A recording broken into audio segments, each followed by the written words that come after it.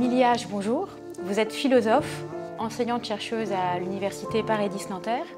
Vous présentez un livre de textes collectifs, de l'univers clos au monde infini, aux éditions Dehors.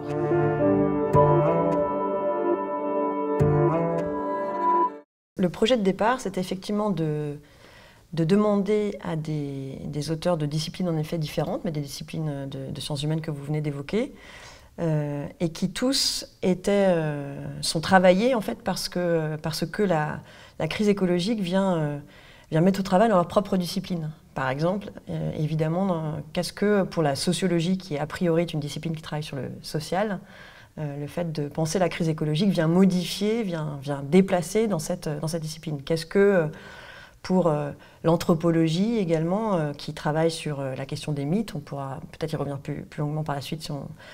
qu'est-ce que le fait d'essayer de prendre au sérieux cette crise écologique peut venir nous apprendre des modifications des mythes contemporains, que ce soit dans des sociétés modernes ou dans des sociétés dites non modernes. Donc ça, c'était le point de départ en fait, de ce projet-là, c'était celui-ci. Et en fait,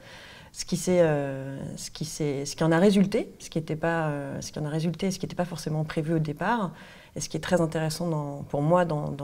le résultat final de ce livre, c'est que le fil rouge qui s'est dégagé de l'ensemble de ces textes,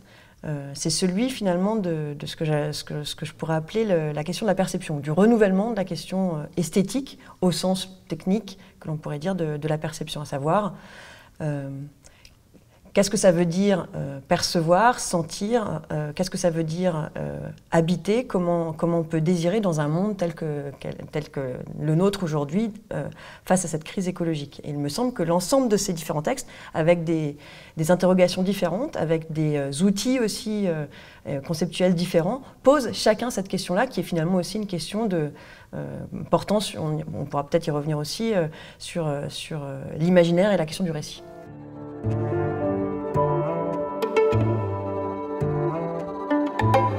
C'est venu justement, évidemment, comme toujours, un titre, ça se fait finalement, ça s'élabore au fur et à mesure et à la fin du livre. C'est venu précisément de cette question esthétique, puisque ce titre en fait fait référence à un livre célèbre dans un petit milieu académique, en tout cas, d'Alexandre Koyré, qui est un philosophe des sciences et qui avait écrit un livre dans les années 60 qui s'appelait « Du monde clos à l'univers infini » et qui était un très grand livre, en fait, qui réussissait, à la fois dans le livre, mais également dans le titre, à ressaisir finalement le geste, à faire sentir le geste même de notre modernité, lié évidemment aux sciences modernes, qui serait de passer on pourrait dire d'une épistémologie aristotélicienne, l'idée d'un monde clos, c'est-à-dire ordonné, c'est-à-dire fini, à cette idée d'un univers infini, homogène, et qui pourrait effectivement nous amener à la conquête spatiale. Et l'idée de jouer sur ce titre, c'était évidemment de confronter finalement cette modernité à la crise écologique qui, à mon sens, et c'est ce que semble effectivement également noter l'ensemble des textes du recueil, vient suspendre ce geste-là, vient l'interroger, pour finalement être tout à fait en accord avec ce que les écologistes disent depuis maintenant quand même au moins 30 ou 40 ans, à savoir que nous vivons dans un monde fini. Et qu'est-ce que ça veut dire de vivre dans un monde fini, mais dans lequel justement c'est à l'intérieur de ce monde-là qu'on doit y rechercher une variété aussi bien, on pourrait dire, esthétique, au sens où on l'entendait tout à l'heure, que ontologique, que politique. Et plus chercher nécessairement cela dans une conquête spatiale, par exemple.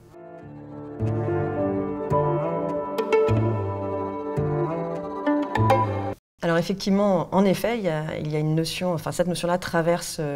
la quasi-totalité, enfin la totalité des textes, même si l'un d'entre eux ne l'aborde que rapidement. C'était effectivement pas l'objet de ce livre, c'était pas la commande d'une certaine manière du livre, mais de fait, il s'est avéré que l'ensemble des textes que j'ai reçus étaient clairement mis au travail, ce qui n'est pas tellement étonnant finalement aujourd'hui, par cette notion-là. C'est une notion qui a maintenant, on va dire, j'allais dire une petite dizaine d'années, non, maintenant une bonne dizaine d'années plutôt aujourd'hui, qui est une notion qui a été élaborée plus dans le milieu scientifique et qui cherchait à rendre compte du fait que l'espèce humaine serait considérée aujourd'hui comme une force géologique. Et à cet égard, pose la question de savoir s'il ne serait pas pertinent, aussi bien d'un point de vue scientifique que politique, puis il faut voir évidemment toutes les conséquences que ça peut avoir, de considérer qu'on aurait changé d'ère géologique. On serait passé donc de l'Holocène à l'Anthropocène, prenant en compte justement avec Anthropos, on entend bien la main on va dire de l'homme sur les modifications en cours du climat. Sauf que alors il y a certains textes du recueil qui sont effectivement clairement plus que travaillés même par cette notion, mais qui la discutent de manière frontale et qui considèrent que c'est par là aujourd'hui que l'on peut véritablement essayer de saisir les enjeux de cette crise écologique. D'autres, voilà, ils sont également habités d'une certaine façon par cette notion, mais n'en font pas le cœur de leur texte. Ceux qui le font, ce sont des auteurs que vous avez cités, parmi ceux que vous avez cités tout à l'heure, à savoir Latour, Chakrabarty et puis Bonneuil Bonneuil et de Jouvencourt. Et c'est intéressant parce que notamment 2 de ces textes-là sont des textes d'historiens. Et de fait, une notion qui vient considérer que l'échelle aujourd'hui pour penser, c'est que cette crise écologique n'est plus l'échelle finalement humaine, mais ce serait l'échelle géologique, évidemment, on peut le comprendre, interroge très largement cette discipline qu'est l'histoire, puisque par définition, ça serait une discipline qui serait censée être,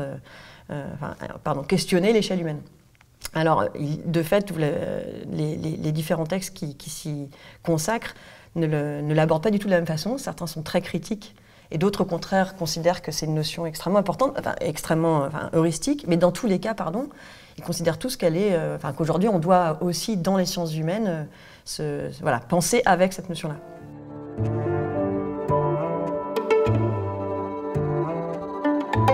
Alors peut-être que pour commencer à répondre à cette question, je partirais d'une remarque de Paul Edwards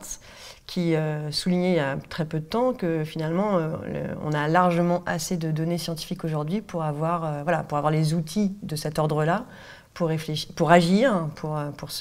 agir face à cette crise écologique. De fait, apparemment, c'est pas complètement suffisant. De la même façon qu'on pourrait dire, outre la fabrication, on pourrait dire, de rapports de force liés à l'ensemble de ces crises écologiques, que ce soit sur la question de l'énergie, que ce soit sur l'action de l'alimentation, que ce soit sur l'action de la santé, etc. Il me semble effectivement, et c'est encore une fois, on pourrait dire une sorte d'autre fil rouge, qui rejoint celui dont je parlais tout à l'heure, qui